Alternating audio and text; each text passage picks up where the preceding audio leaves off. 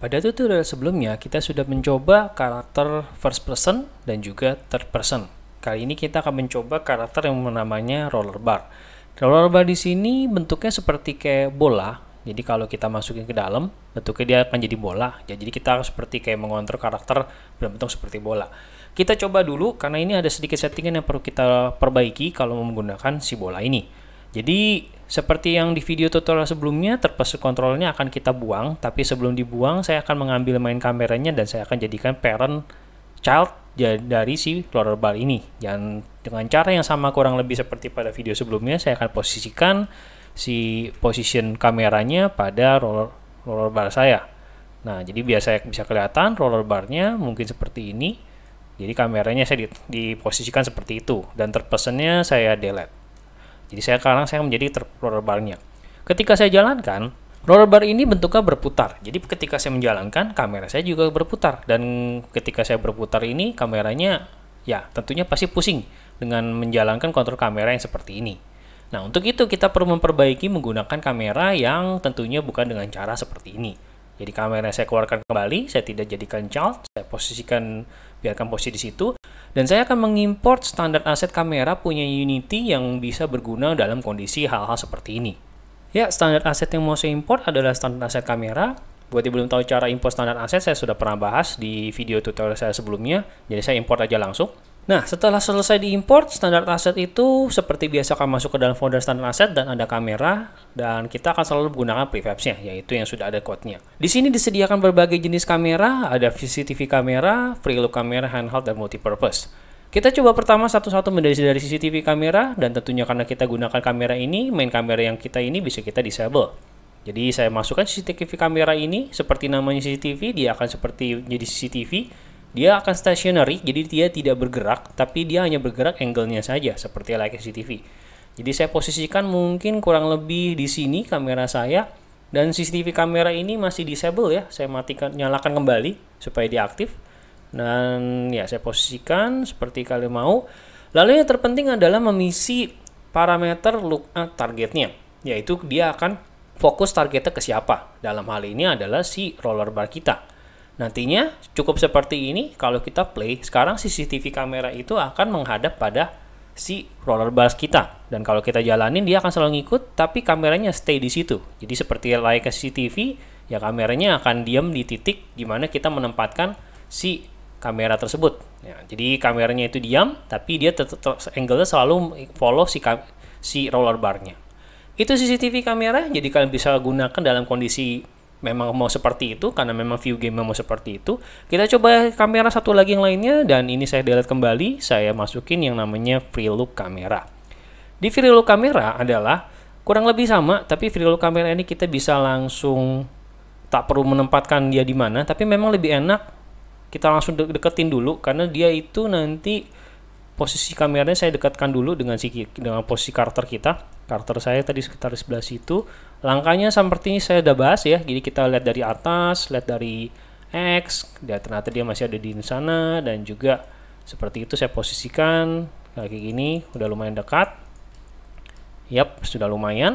Dan sekarang sama seperti tadi kita pada CCTV, kita akan mengisi bagian free look kamera targetnya. Dia akan mengikuti kamera si karakter yang mana, yaitu lagi adalah roller bar.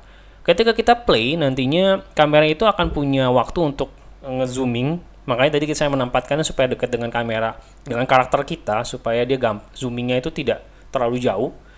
Jadi kalau kita play, dia akan mengikuti dengan sedikit LED, karena kita bisa atur targetnya LED untuk ngikutnya itu secepat apa. Dan kalau kita gunakan kursor maupun mouse kita, dia akan bisa mengganti daya lihat kameranya. Jadi kameranya juga bisa sambil muter angle dari kameranya seperti ini. Nah, jadi smoothing, tiltnya dan segala macam bisa kalian atur di sini settingannya, dan inilah yang namanya free look kamera seperti itu. Jadi ini cukup bagus ya untuk kita bisa pakai, dia banyak fiturnya.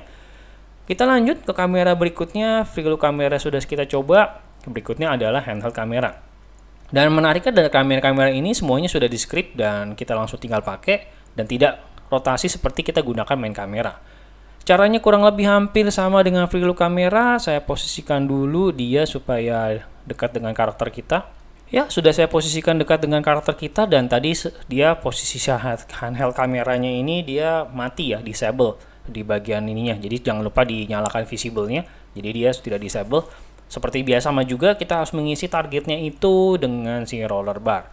Yang membuat dia berbeda dengan free look kamera adalah dia punya daya tampilan seperti kayak kita megangin kamera handheld. Jadi sedikit kayak shaky, dan mungkin memang lebih zoom karena zoomnya itu bisa kita atur settingannya di bagian sini. Kita bisa ngatur rotasinya, juga follow speednya, dan segala macamnya. Nah ini, kalau ini kita nggak bisa menggunakan mouse kita untuk melihat sekelilingnya, tapi kita bisa ngikutin si kamera itu, ngikutin kita lah istilahnya seperti itu.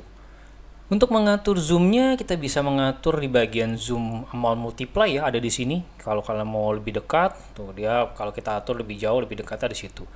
Ya, itu handheld kamera. Berikutnya kita bisa coba yang namanya multi-purpose kamera. Multi-purpose kamera begitu ditaruh, dia nggak perlu kita isi targetnya. Dia otomatis langsung tahu di mana karakter kita memiliki kontrol karakternya. Dan menariknya, multi-purpose kamera ini memiliki fitur protect kamera from wall clip.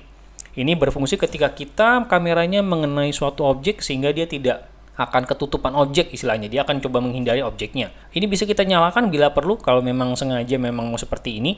Jadi skala yang ini kita bisa langsung play, fiturnya itu hampir kurang lebih mirip seperti kayak handheld kamera. Cuma di sini kita nggak bisa seperti virtual kamera menggerakkan kursornya, tapi dia kalau kita jalanin itu, oh iya, mungkin akan kelihatan kalau kita bikin side by side seperti ini ya. Jadi tadi itu tadi sempat kelihatan tuh kalau kita si kameranya itu langsung menghindari objeknya.